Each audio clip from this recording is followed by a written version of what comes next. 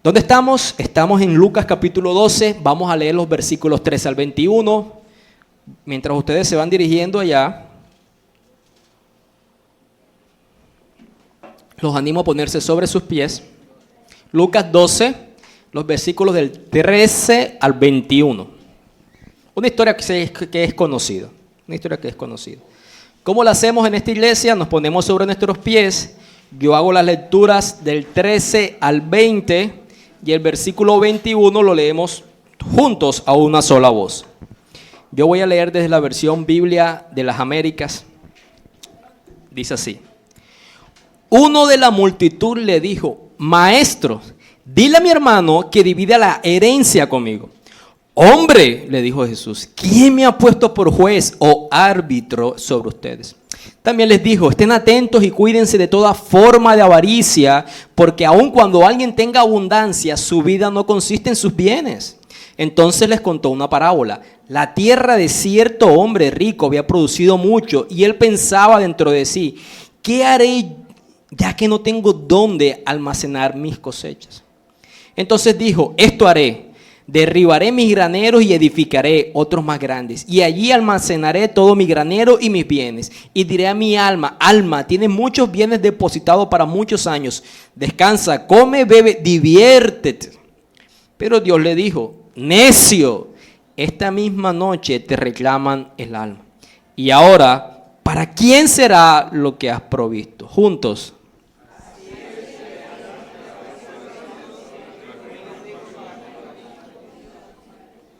Permítame orar. Amado Señor, bendito seas por tu bondad y por tu misericordia que has tenido con nosotros en este día. Tu amada providencia, Señor, nos ha llevado en esta mañana a cantar tu palabra, a orar, a ofrendar, a tener comunión contigo. Ahora nos encontramos delante de la enseñanza de Cristo. Y su palabra puede ser vacía para nosotros si tú, Espíritu Santo, no tienes gracia sobre nuestro pecado y transformas nuestro corazón. Padre, no queremos ser solamente oidores de la verdad, queremos poder ser hacedores de ella. ¿Qué se interpone entre eso, Señor? Nuestro pecado, nuestra debilidad, aún la del predicador, Señor. Clamamos a ti, a tu gracia, a tu misericordia, a tu bondad, para que seamos transformados a la luz de esta verdad. Cristo dirige esta palabra a sus discípulos, y aquí muchos de ellos también el día de hoy, Dios. Bendito seas. Amén y amén. Pueden sentarse, por favor. Como les mencioné hace unos domingos atrás, y creo que ya algunos se dieron cuenta, me gusta tomar los títulos del sermón del mismo texto que leemos, como tener una referencia del texto que leemos y pensar y recordar cuando leamos el texto sobre el sermón. Me encontraba indeciso un poco, no puedo negar que era llamativo tener un sermón que se llamara necio, como dice el versículo 20, pero creo que no abarca el punto principal de este texto. Al final, este sermón se llama rico para con Dios, como dice el versículo 21, que es una expresión bastante particular y llamativa, rico para con Dios. Y antes de profundizar en el texto, quiero darle unos pequeños datos sobre finanzas mundiales. Yo no sé si ustedes saben que el 1% más rico de la población mundial acumula casi el doble de riqueza que el resto de la población mundial en los últimos 2 años. Nuevamente, el 1% de los hombres más ricos de la población mundial, entre ellos tienen casi que el doble que el 99% del resto de la población. Imagínense esa balanza. El 1% de las personas poseen casi que el doble del 99% de la población. Y este es un artículo de la BBC, que yo creo que algunos de ustedes saben, que es un medio de comunicación en Londres, del 28 de diciembre de 2017. Déjenme, por favor, leerles. Es una investigación que hizo la escuela de Harvard, de negocios de Harvard, en la que participaron 4,000 millonarios de varios países del mundo, de varios países. Llegó a la conclusión de que la mayor parte de los ricos cree que con más dinero será más feliz, considerando la felicidad como un mayor nivel de satisfacción en su vida. Lo sorprendente del estudio es que 1/4 de los millonarios encuestados dijo que para ser feliz necesitaría que su riqueza aumentara en 1000%. Y otro cuarto de los encuestados respondió que necesitaría un aumento del 500% de su fortuna para sentirse completamente bien. El investigador a cargo del estudio, apellido Donnelly, le dijo a la BBC que según los resultados, una gran riqueza genera felicidad, pero existen ciertos matices. Por ejemplo, hay un límite que marca un punto de inflexión entre los encuestados. Los que tienen un patrimonio de más de 8 millones de dólares son significativamente más felices que los que tienen un milloncito de dólares. Básicamente, no varía tanto hacia arriba de esa línea o hacia abajo de ella. Y para ser parte del estudio, las personas tenían que tener un mínimo nivel de riqueza de $1 millón. Ese es el punto para que usted pudiera participar de la encuesta. ¿Cuántos de ustedes pueden participar de la encuesta teniendo $1 millón? Ok. Para ser parte del estudio, las personas tenían que tener un nivel de riqueza de $1 millón. Donnelly dice que no se puede dar una cifra exacta de dinero para que una persona se sienta feliz, pero hay ciertos parámetros. Los ganadores del Premio Nobel de Economía, Kahneman y Dayton, sugieren que un ingreso anual de $75,000 americanos es ideal para ser feliz. Nuestros hallazgos sugieren, dice el autor, que la felicidad aumenta cuando la riqueza crece, incluso entre los más ricos, señala el investigador. En la medida que las personas tienen un trabajo que consideran significativo y que incrementa su riqueza, pueden experimentar más felicidad. Un elemento que les sorprendió fue cuando les preguntaron cuánto tendría que aumentar su patrimonio para ser un punto más feliz, y la escala era de 1 a 10 y respondieron que más de 100. Es decir, la ambición por tener más poder económico no parece dar tregua a ninguna escala. Otra conclusión del estudio es que solo el 13% de los ricos encuestados declaró que puede ser feliz con el dinero que ya tiene. El misterio que aún no tiene una respuesta es que ¿por qué a partir de los 8 millones de dólares las personas se sienten significativamente más felices que los ricos con un patrimonio inferior a esa cifra? ¿Qué marcará esa diferencia? Los investigadores no tienen la respuesta. Dicen que podría ser hipotéticamente que a partir de ese nivel, de los 8 millones de riqueza, las personas sienten una ventaja respecto a sus pares y por lo tanto tienen una mayor autoestima. O quizás esa cantidad de riqueza hace que los millonarios sientan que su patrimonio es lo suficientemente seguro como para gastar libremente en cosas como donaciones o hacer grandes regalos. Pareciera que ese estándar de los 8 millones les permite decir, ahora sí puedo darme mis gustos, con menos de eso corro el riesgo de perder lo que tengo. Ese es un poco de la encuesta de esto. Otro dato, ya les di 2, el 1%, lo de este artículo, y esta es una afirmación dentro de la biografía de este hombre de nuestro país, Pablo Escobar, alrededor de sus 20 años, cuando todavía no era una persona adinerada ilícitamente, dijo la siguiente expresión: si a los 30 años no tengo $1 millón, me pego un tiro, me mato. Con estos 3 datos, solo quiero hacer notar lo siguiente: la escasez no es el resultado de la falta de producción o de recursos del planeta Tierra y por ende de quien lo gobierna, que es Dios. La escasez es más bien un problema de distribución, porque hay personas, como les comenté, acaparando mucho más. Lo segundo es lo bien cimentado que está en el corazón del hombre, que el dinero es vital para la felicidad y para el propósito de la vida del hombre. La raza humana en general, en los corazones, se halla que el dinero es necesario para ser feliz. Y lo tercero es que no se necesita tener dinero para tener un corazón codicioso, porque esta frase de Pablo Escobar surge mucho antes que ya tuviera. La codicia no es el resultado de tener posesión. La codicia está antes de tener esas posesiones. Y nosotros no nos reunimos los días domingos aquí para que yo les dé una clase de economía o una clase de sociales, sino que nos reunimos a celebrar la victoria de Cristo sobre la muerte y el pecado, y lo hacemos bajo la guía de la exposición de su palabra. Y en la mañana de hoy veremos nuevamente una advertencia que Jesús hace a sus discípulos, y digo nuevamente porque hace 15 días vimos otra advertencia, y la manera en que Jesús va a iluminar o va a dar a entender su punto es valiéndose de una parábola, recurso que lo usan muchas veces. De eso se trata el sermón, la advertencia de Jesús, la parábola y la aplicación de la parábola. La advertencia lo tenemos en los versículos del 13 al 15. Y antes de llegar a ese punto de la advertencia, miremos algo del contexto de nuestro relato. El contexto se desarrolla en las primeras parábolas. Uno, de la multitud. ¿Cuál multitud? Bueno, Versículo 1, capítulo 12, dice que había una gran multitud, miles y miles se habían reunido. Yo le dije que a tal punto que se atropellaban, se pisoteaban. Muchas veces cuando Lucas nos cuenta los discursos que Jesús pronunció ante una multitud, encontramos que alguien de esa multitud lo interrumpe y cambia abruptamente de tema. No sé si ustedes recuerdan aquella mujer que estaba enferma mientras que iba en camino a sanar la hija de Jairo, y le interrumpe en ese momento. O sea, Jesús estaba muy acostumbrado a las interrupciones. Y en esta historia que leíamos, en los versículos, vemos a un joven que no estaba interesado en escuchar lo que Jesús tenía que decir sobre otros asuntos. Él tenía una preocupación, el joven personal, que pesaba sobre su corazón y esperaba que Jesús lo ayudara a resolver ese dilema que él tenía. Qué interesante, hermano, es que ni siquiera la predicación de Cristo llama la atención de todos sus oyentes. El ministro de Cristo, los que predicamos la palabra de Cristo, tenemos que darnos cuenta que no debemos ser sorprendidos por la mundanalidad y la desatención en medio de la congregación. Somos una población mixta. Porque aún como siervo de Cristo, evidenciamos que por más Cristo mismo que fuera el que predicara, siempre en medio hay personas que buscan a Dios no por atender su palabra, sino por otras motivaciones egoístas.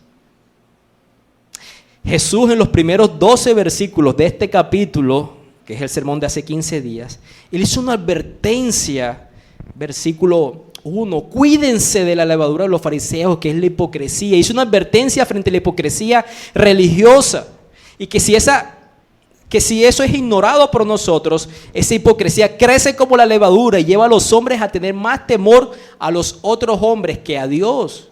Y por último, con una gran probabilidad vamos a llegar a negar o no confesar a Cristo delante de los hombres. De eso se trató el sermón de hace 15 días. Él está hablando acerca de un cuidado que debemos tener de nuestra propia profesión de fe, de nuestra vida de piedad, de la hipocresía, de todo lo que desencadena la hipocresía religiosa. Y en medio de esa enseñanza surge un grito de una persona diciendo: maestro,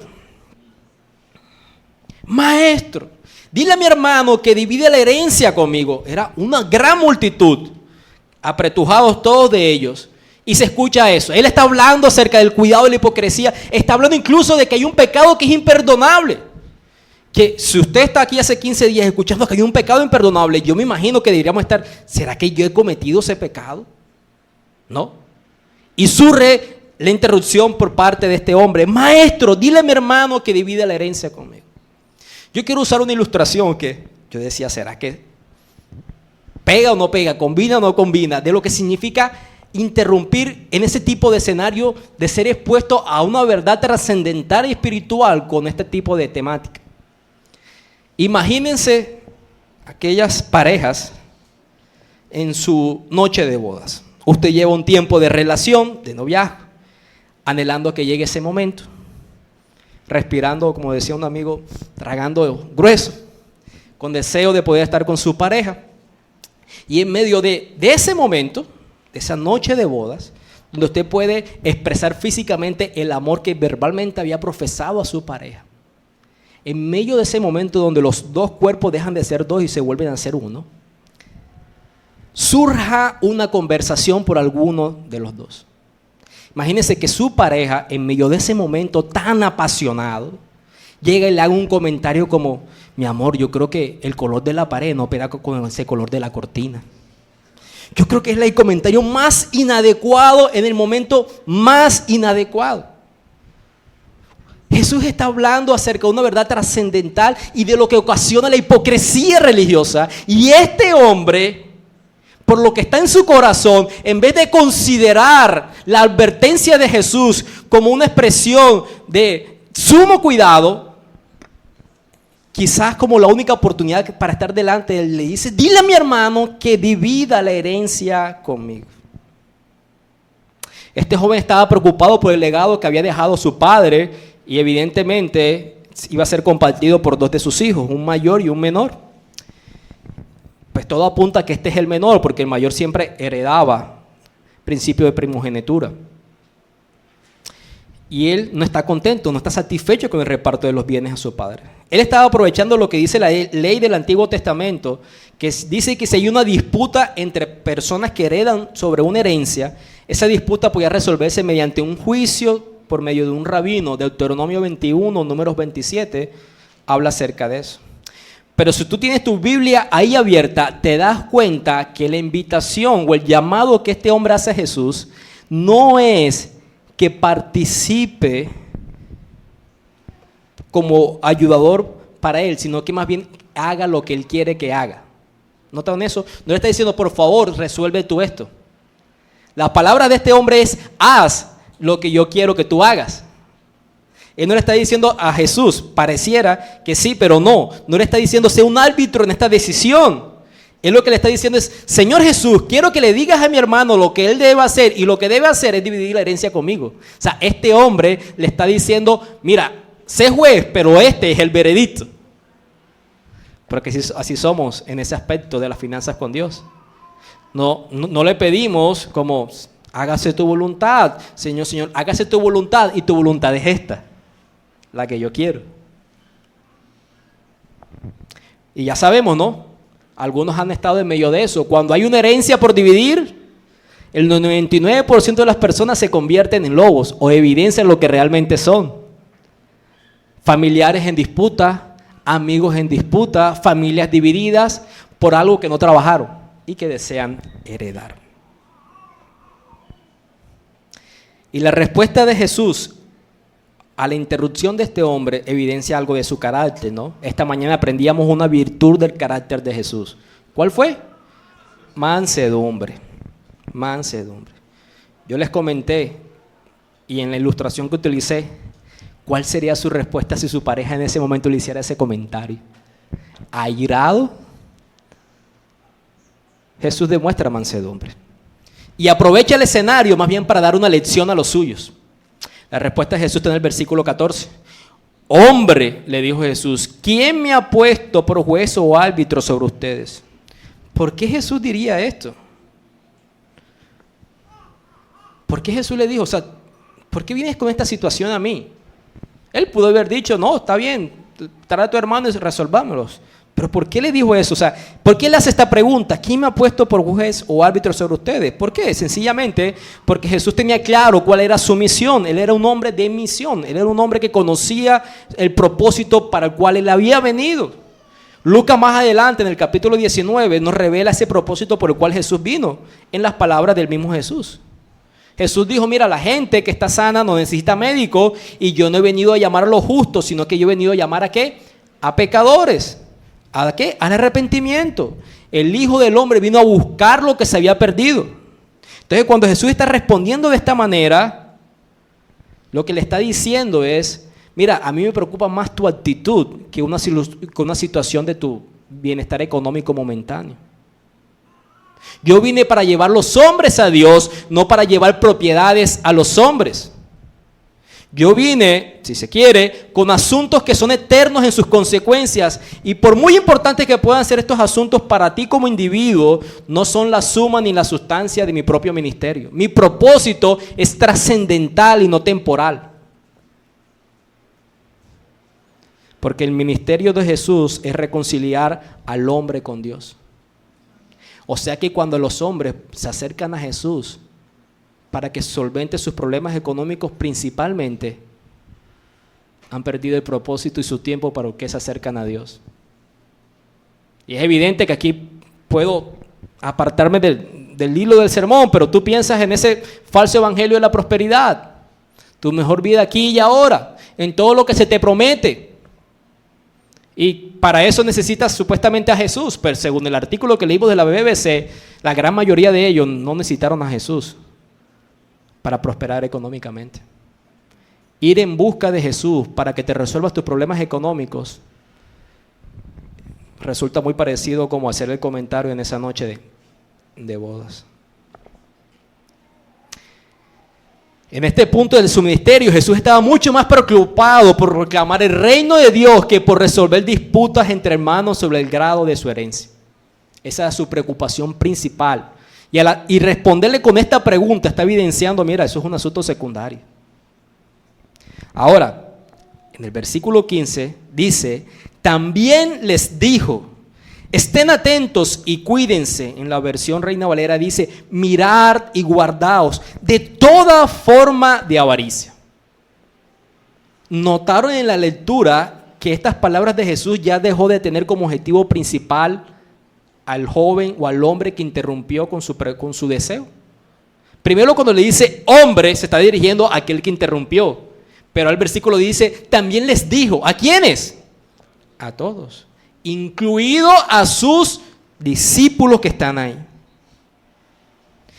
Y cuando estamos leyendo estas palabras de estén atentos y cuídense, podemos pensar en las palabras del versículo 1, cuídense de la levadura de los fariseos. Ya escuchamos a Jesús decir algo similar recientemente. La preocupación en este punto de Jesús ya dejó de ser la hipocresía y el fariseo. En este punto está diciendo, cuídense que de la codicia, de la avaricia. Y esta advertencia de Jesús expone el verdadero problema. Las palabras que él utiliza de atentos y cuídense son interesantes.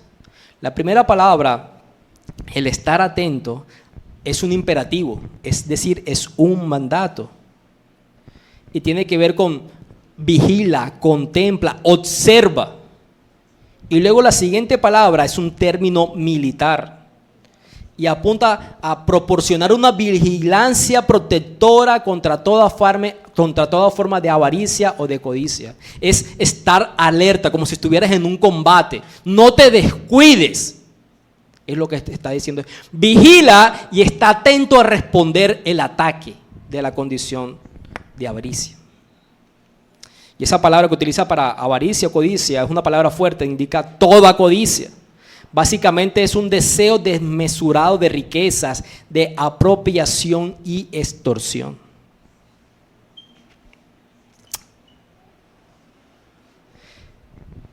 Es como cantábamos, ¿no? Acerca de el río de agua viva.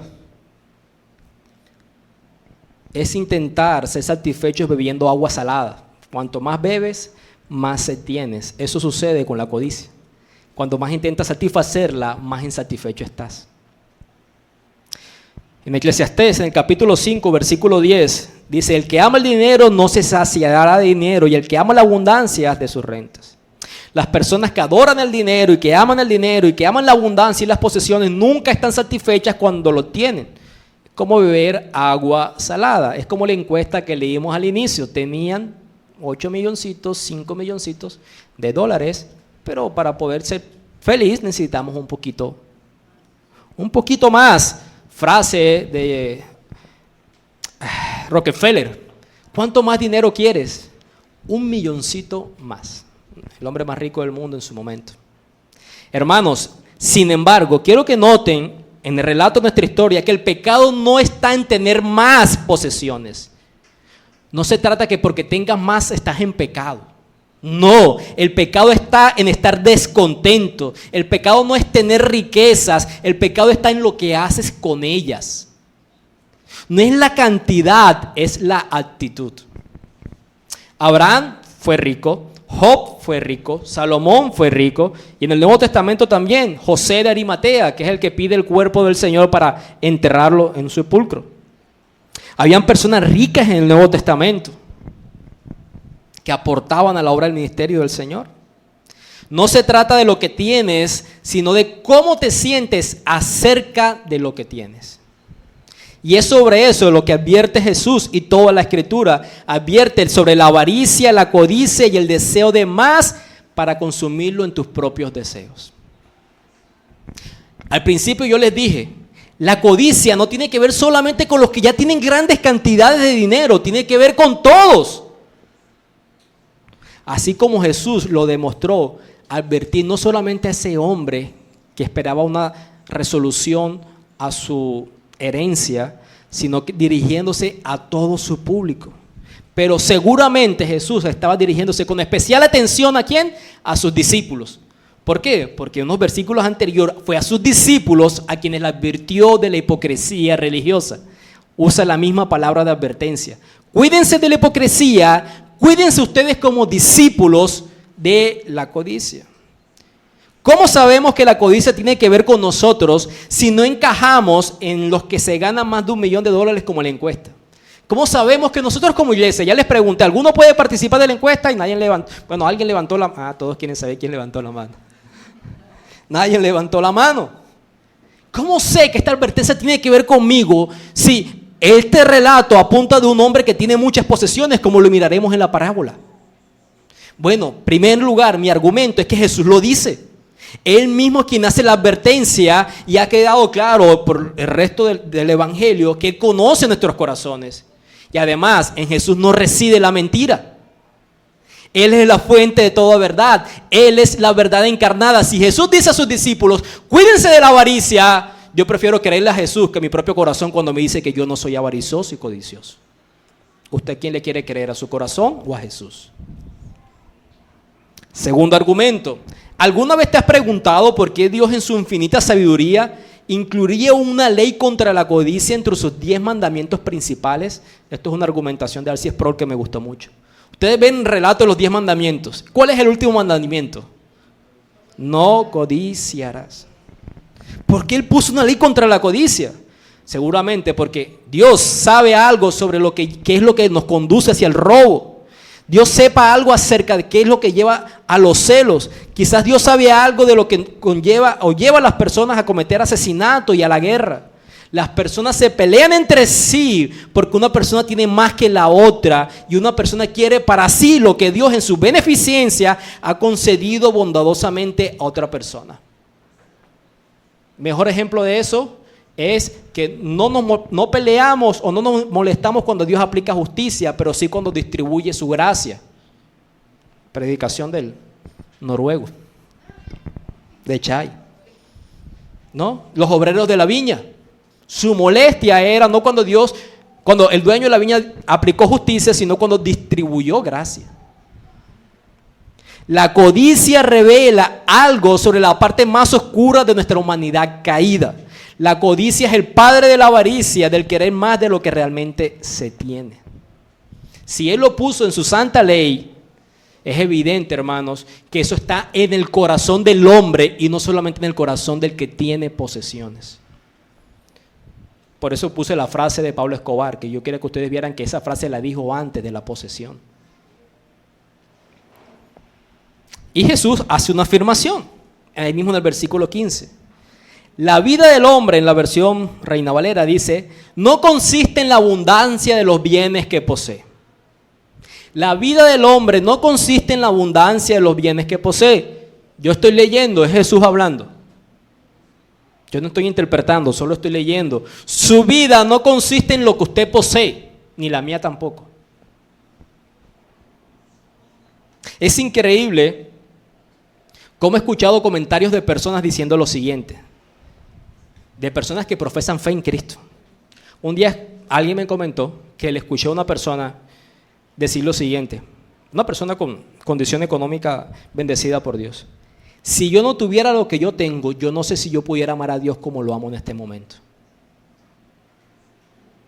Wow. Esta frase la mencionó un pastor de una población cercana, de una iglesia que tiene, llamo yo, sucursales en poblaciones cercanas. Mira, hay dos clases de evangelio. El evangelio de la salvación y el evangelio de la prosperidad. Y la verdad es que yo quiero ser salvo, pero yo no quiero ser pobre. Y yo enseño las dos cosas. Pablo fue el que dijo, Pablo, pensando la hora, dice, mira, si otro les presenta otro evangelio, ese sea anatema, sea maldito. Es increíble aún como dentro de la población del cristiana creemos que lo que Dios hace para con nosotros en primer lugar es reorganizar o favorecer nuestra vida financiera. Hermanos, no estoy diciendo, ya hace poco enseñamos el Padre Nuestro. Como cristianos presentamos nuestras peticiones relacionadas con las finanzas a nuestro Creador. Danos hoy el pan de cada día, mencionamos en algún momento. Esta situación, el área financiera de nuestra vida no excluye nuestra relación con Dios. Es más, disfrutamos de su carácter paternal y cuidadoso en lo que Él provee para nosotros. Ese es el argumento que fue la enseñanza del pastor Andrés hace unos domingos atrás, y es el argumento de Jesús en los versículos 22 al 34, aquí en Lucas 12, sobre el cuidado paternal de Dios para con sus hijos. La provisión de Dios revela el carácter de Dios, su carácter protector, amoroso, generoso, dadivoso. No estamos diciendo que no tengamos un vínculo con Dios en medio de lo que tenemos financieramente. Lo que estamos diciendo que esencialmente, al igual que Jesús le dice a este hombre, no nos acercamos a Él para resolver nuestros problemas financieros, sino para resolver nuestros problemas eternos por la condición de pecado en nuestras vidas. Por cierto, hablando de vida, la palabra vida que utiliza Jesús aquí en el griego, porque Él dice, mira, la vida no consiste en la abundancia de los bienes. La palabra vida en el griego se usa dos palabras en griego para ser traducida al español la palabra vida. La primera de ellos es bios, simplemente significa vida, en contraposición a estar muerto, es decir, vida biológica. Podríamos traducirlo como existencia, pero la palabra que se usa aquí es la palabra zoe y abarca todo lo que hace que valga la pena vivir la vida. Todo lo que es la vida real, satisfacción, plenitud, disfrute, significado, propósito. O sea, la vida no está diciendo como la vida biológica, sino el sentido de la vida real, la vida satisfecha no se encuentra en los bienes. Jesús dice, incluso cuando tienes excedente y tienes exceso de bienes, eso no te hace vivir realmente, eso no se encarga de darte vida real. De hecho, Jesús está hablando aquí acerca de qué tipo de vida, la vida eterna. Porque es el único tipo de vida que es plena, satisfactoria, significativa, con propósito, que produce paz, gozo, esperanza y bendición. En palabras de Jesús, ¿de qué le sirve al hombre obtener todo para sí mismo y que su alma se pierda? Él está hablando de ese tipo de vida, no de vida biológico.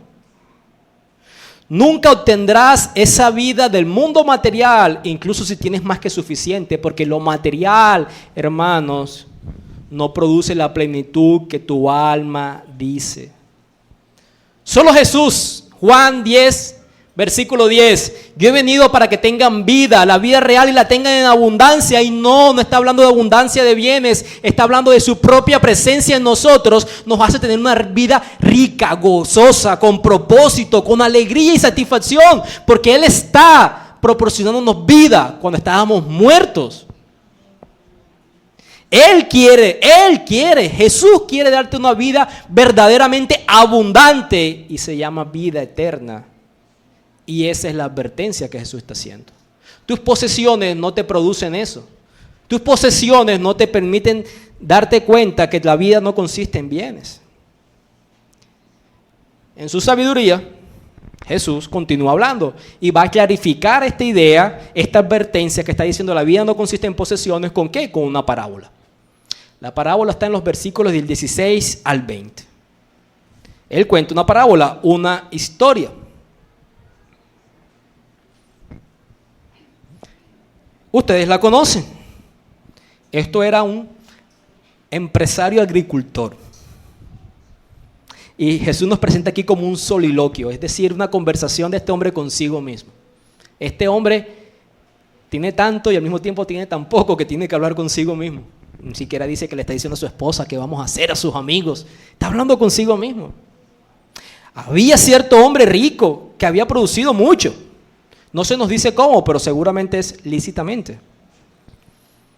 Y empieza a cuestionarse, wow, tengo tanto y donde yo almaceno lo que tengo ya no me alcanza, ¿qué voy a hacer? Bueno, ya sé, se me ocurre una idea. Desde la estupidez humana. Voy a edificar, voy a derrumbar lo que ya tengo, voy a almacenar ahí todo mi grano y mis bienes. Y luego de hacer eso, el plan continúa. Ahora, cuando yo tenga eso y vea construido lo que me hace falta, que no tengo en este momento, voy a decirme, alma, ya tienes todos muchos bienes depositados para muchos años.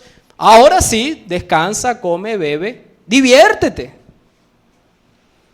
Este hombre no tuvo en la cuestión que su provisión tiene una fuente y de esa fuente vino a preguntar cuentas. Llegó su jefe, en pocas palabras. ok, vengo a pedirte cuentas y para pedirte cuentas vienes conmigo. Y le dice necio.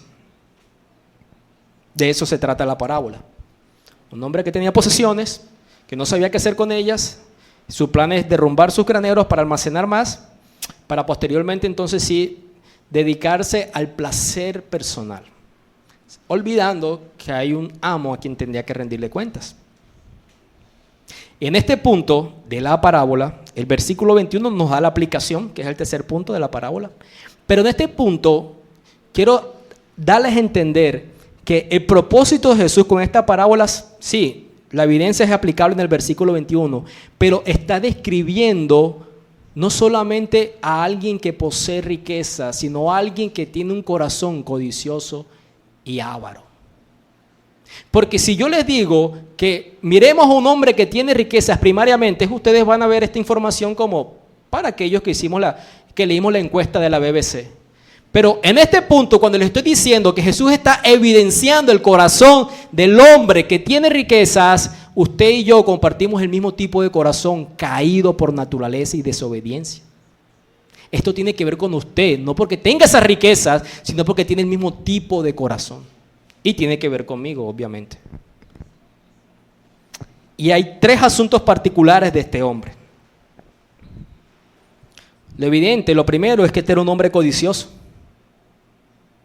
y al mismo tiempo jactancioso. El texto nos dice en el versículo 16 que cierto hombre había producido mucho. Y está hablando que tiene graneros, que tiene agricultor. Hermanos, si hay un lugar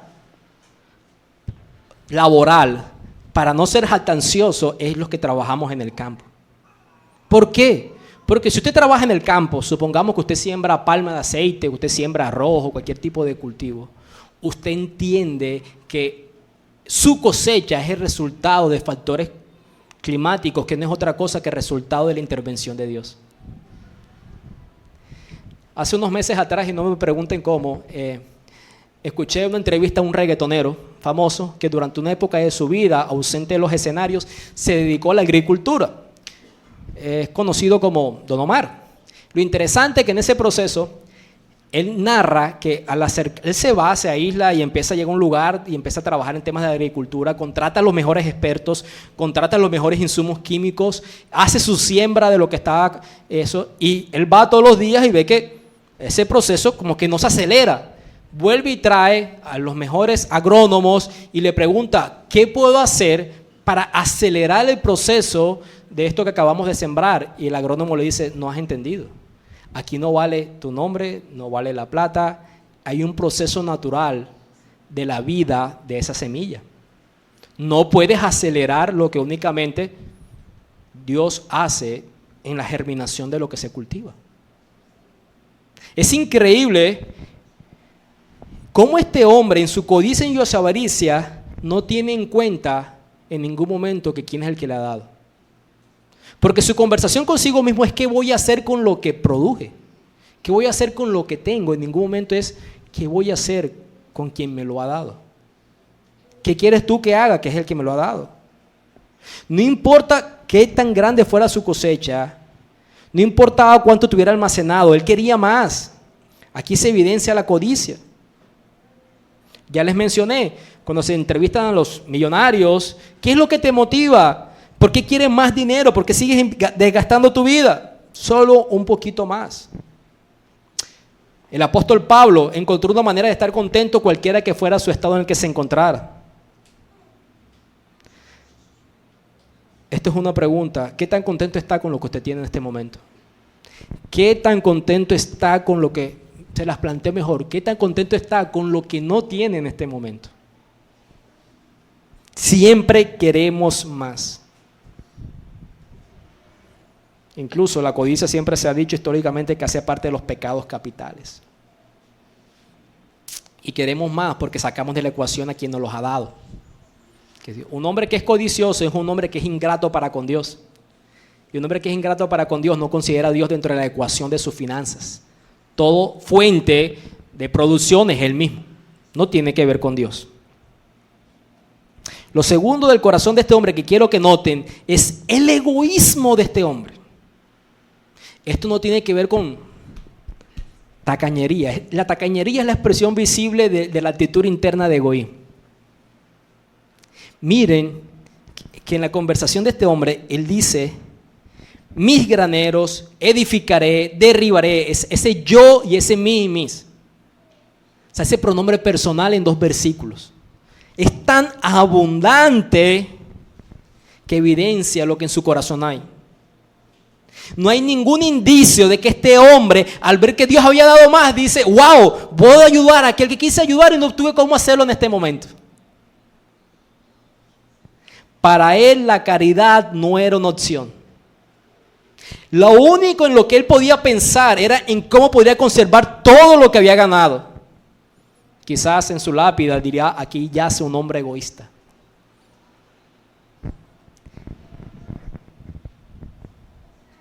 La codicia no solamente evidencia nuestra insatisfacción con lo que ya tenemos, la codicia también alimenta nuestro egoísmo que por naturaleza caída poseemos.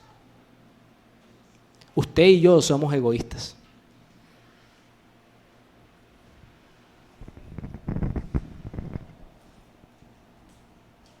Un cristiano es una persona generosa. ¿Cómo no podía un cristiano ser una persona generosa? Todo cristiano vive, se mueve y existe solo por la generosidad del Dios Todopoderoso que tiene. ¿Usted necesita el sol para vivir? Mi hijo a veces me dice: papá, el sol es bueno. A veces me dice: el sol me quema mucho. Usted y yo necesitamos el sol para vivir. ¿Qué es lo que usted hace para que el sol salga? ¿Qué es el texto que decíamos? Dios hace que el sol salga para todos.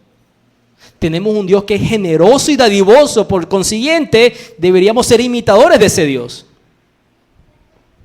Pero la persona egoísta siempre está diciendo: dame, dame, necesito, necesito, y tengo que aferrarme tanto a ello a tal punto que no le doy a los demás.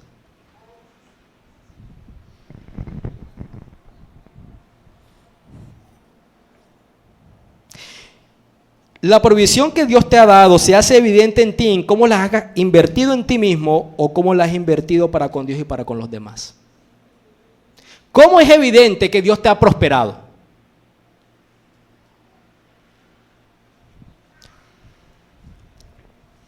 Mis hermanos que son miembros.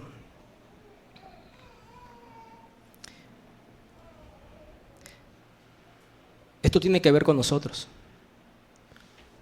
Porque dentro de lo que el Señor me permite supervisar sus almas, como lo que Jesús está haciendo aquí, ustedes saben que utilizamos el recurso de los sobres o las transferencias para evidenciar si estamos batallando con la codicia o somos generosos como nuestro Dios.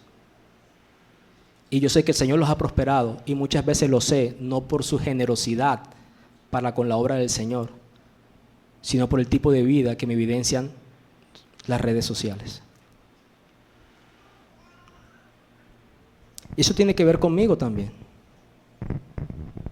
Yo vengo de hacer un viaje con mi esposa, maravilloso, un escenario de verdad que, teniendo niños tan pequeños, tener esas escapadas como pareja es maravilloso. Pero al preparar esta enseñanza, yo mismo me decía: qué tanta disposición he tenido también para ser generoso, al igual que lo que he invertido, porque no es un gasto, una inversión, en compartir con mi esposa. Siempre, hermanos, nuestro corazón está más pensando y aferrándose a lo que tiene para invertirlo en sí mismo que para darlo. Es increíble que el Evangelio revela todo lo contrario, ¿no? El Evangelio dice que Dios amó tanto que dio a su unigénito, su valor más preciado, su propio Hijo, para reconciliarnos con Él. El Evangelio dice que Dios no es mezquino porque no negó a su Hijo para reconciliarnos con Él por nuestro pecado. El Evangelio nos dice que Dios es un Dios dadivoso, tan desinteresado en sí mismo, que prefirió soportar el sufrimiento y el dolor con tal de que tuviéramos una vida abundante en Él. Y nuestras finanzas deberían estar a cargo de evidenciar la comprensión del Evangelio que nos ha favorecido con un Dios dadivoso y no mezquino. Lo que debemos hacer con nuestras finanzas es preguntarnos: ¿cómo evidencio que he comprendido que disfruto de un Dios dadivoso y generoso. Y la última condición de este hombre, su codicia al no considerar a Dios, su egoísmo al no considerar a los demás, es la necedad del hombre rico. Además de codicioso y de egoísta, era un tonto, increíblemente tonto. Alma, muchos bienes tienes guardados para muchos años, relájate, come, bebe y regocíjate.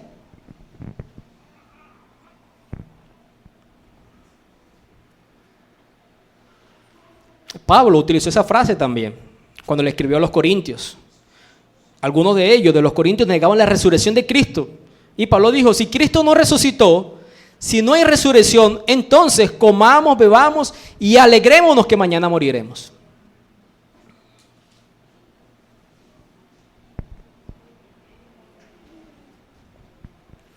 Lo más tonto, necio y estúpido que puedes hacer con tu vida, o que podemos hacer con nuestra vida, es gastarla buscando placer y evitando el dolor, cuando la bienaventuranza es tuya solo con pedirla. Por naturaleza, hermanos, no solo somos codiciosos y egoístas, somos tontos.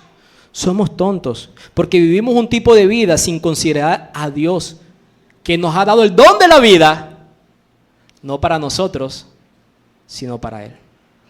Recuerden el anuncio de las Escrituras, 2 Corintios capítulo 5, el amor de Cristo nos constriñe, comprendiendo que si uno murió, murió para con todos, para aquellos que viven, ya no vivan para qué, para sí, sino que vivan para aquel que murió por ellos. Vivir una vida para sí mismo, para la búsqueda del placer, para evitar el dolor y el sufrimiento, es ser tonto y es desperdiciar la vida misma.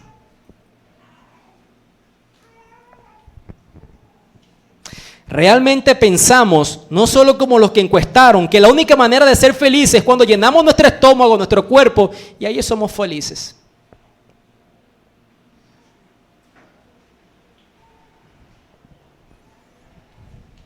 Siempre un poco más, un viaje a un lugar que no conocemos, una propiedad que no tenemos.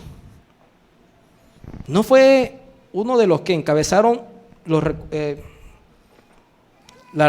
la posición de los más ricos del país que dijo hace recientemente, una vida sencilla, una islita, un avioncito, una casita, siempre un poco más para intentar satisfacer nosotros? Recuerden lo que le dije en algún momento atrás, el tema no son las posesiones y tener más, es nuestra actitud frente a ellas. De eso se trata esta historia. Y en eso, hermanos, la actitud que surge del corazón, todos aplicamos. La aplicación, hablando de aplicabilidad, está en el versículo 21.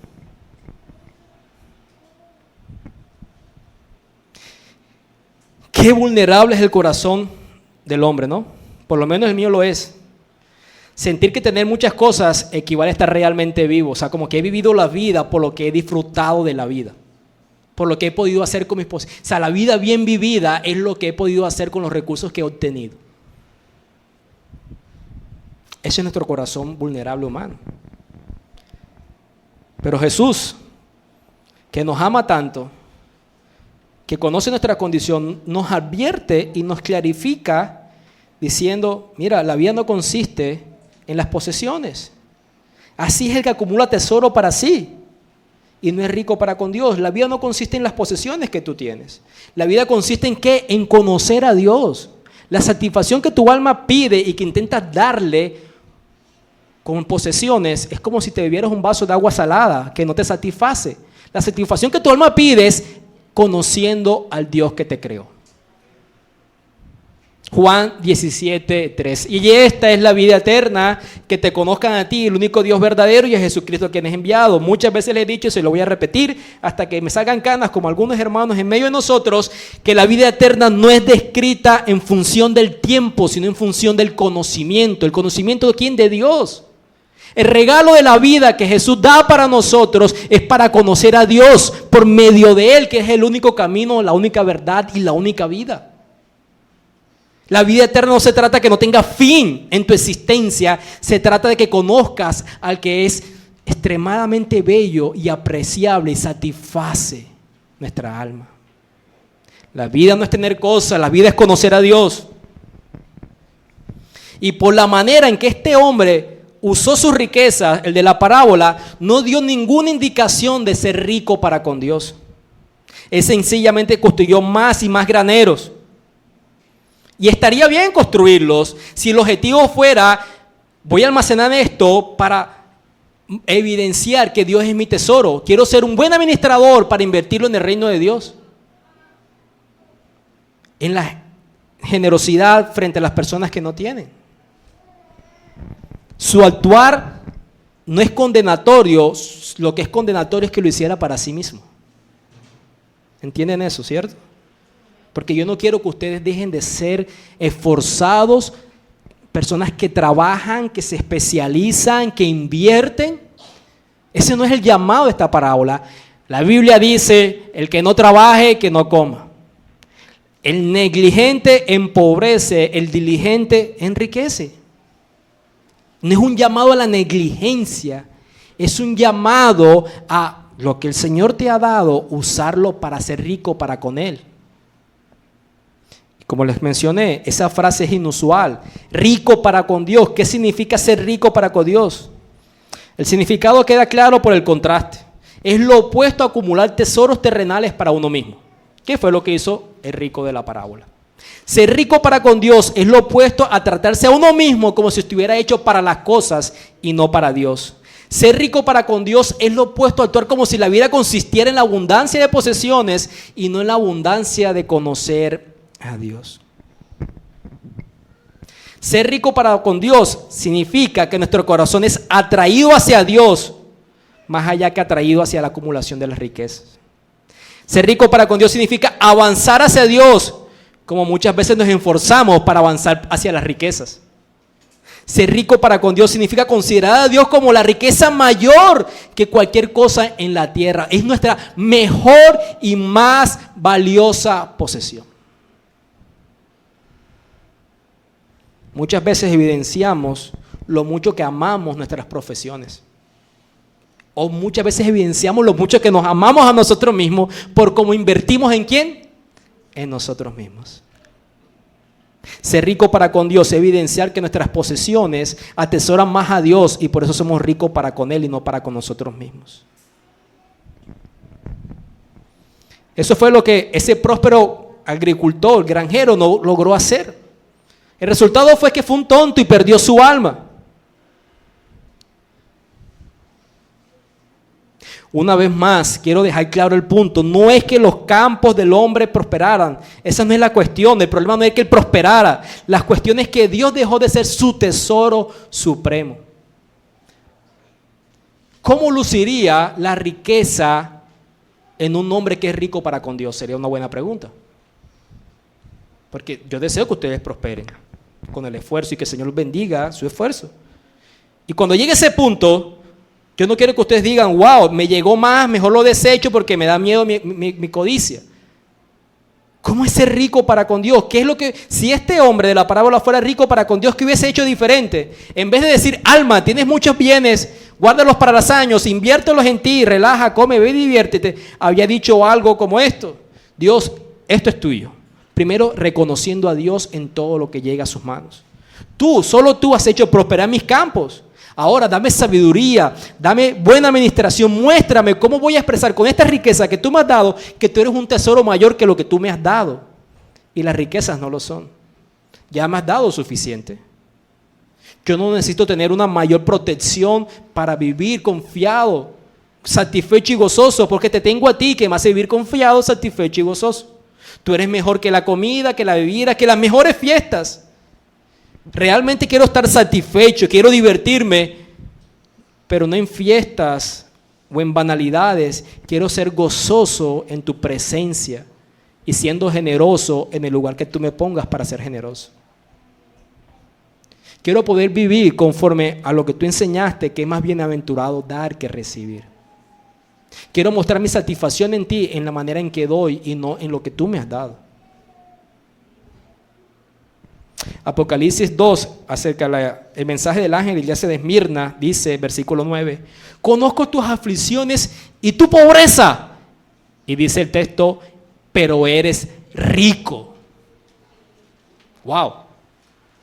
Sufres aflicciones, eres pobre, pero la declaración de Jesús es, eres rico. ¿Por qué? Porque solamente el verdadero cristiano es el único hombre que es realmente rico y sabio, porque puede disfrutar de la verdadera vida que se halla en Cristo Jesús. La riqueza entonces es la presencia de Cristo en nuestras vidas. Y el uso que hacemos de nuestros bienes materiales evidencia si somos ricos para con Dios o no lo somos. Es posible tener grandes cantidades de dinero y ser rico para con Dios. Con esto concluyo. Providencialmente, y así como no les conté cómo vi la entrevista de reggaetonero, tampoco doy muchos detalles de una persona que conocí recientemente. Por asuntos providenciales, una persona que vive en otro país, y he tenido comunión con él, y me ha alegrado poder conocerle, porque nunca había sido expuesto a alguien a esta cantidad de recursos. Esta es una persona que recientemente ofrendó una casa a una persona de esta ciudad. Lo interesante que en medio de la conversación que yo tuve con él, él me decía, me confesó, no sé por qué, al poco tiempo, que él era una persona que el Señor le había permitido prosperar económicamente. Me decía, realmente dar una casa a una persona en necesidad, $25,000, no es algo que me cueste financieramente mucho. Yo acabo de remodelar mi baño y me costó $30,000 la remodelación de su baño. Y él dice, este año el Señor me ha permitido obtener ganancias de $9 millones. Pero él se conoce conmigo, es porque él tiene una preocupación que lo que él está haciendo realmente glorifica a Dios y no sea de tropiezo para la persona a quien se la dio. Lo que quiero destacar de esta historia es una persona que tiene posesiones que superan los 8 millones de la encuesta que mencionábamos, pero que al mismo tiempo su preocupación es que lo que está haciendo lo hace con el temor de Dios. Yo no quiero que esto sea de tropiezo para esta persona, realmente quiero que sea de bendición. Y ahí es donde providencialmente entré yo a esa escena para poder hacer un acompañamiento pastoral. Historias de pastores que a veces pasan. Sí es posible, hermanos, ser rico para con Dios desde las posesiones. No es irnos a no esforzarnos, pero sí atender el llamado de Cristo, que nuestro corazón cumple los requisitos del rico de la parábola, codicioso, ególatra y tonto. Solución, el Evangelio, y lo miraremos ahorita en la Santa Cena. Vamos a orar. Padre Señor, bendito seas en tu bondad y en tu misericordia, Dios. Esta ha sido una enseñanza que a mí me ha hecho sentir incómodo y espero que a mis hermanos también lo hagan sentir incómodo. No creo que tu palabra tenga como objetivo únicamente hacerme sentir incómodo como expositor, sino que también a cada uno de ellos. Mi temor, y tú lo sabes, Dios, era que ellos pudieran llegar a considerar que la codicia es un asunto que tiene que ver con las posesiones principalmente, es decir, para otra población social. Pero más bien, Señor, esta historia evidencia que tiene que ver con nuestra condición caída. Somos codiciosos por naturaleza, quedó establecido en tu ley. Somos ególatras, pensamos más en nosotros y en nuestra satisfacción que en tu reino y en los demás. Somos necios y tontos cuando intentamos vivir una vida no siendo ricos para contigo en el conocimiento de ti, cuando nuestro mayor esfuerzo, nuestra mayor inversión no es para conocerte a ti. Santifica nuestros deseos, Señor, guarda nuestro corazón, ayúdanos a no ignorar la advertencia que Jesús hace amorosamente aquí a sus discípulos y por extensión a nosotros. Bendito seas, Padre. Amén y amén.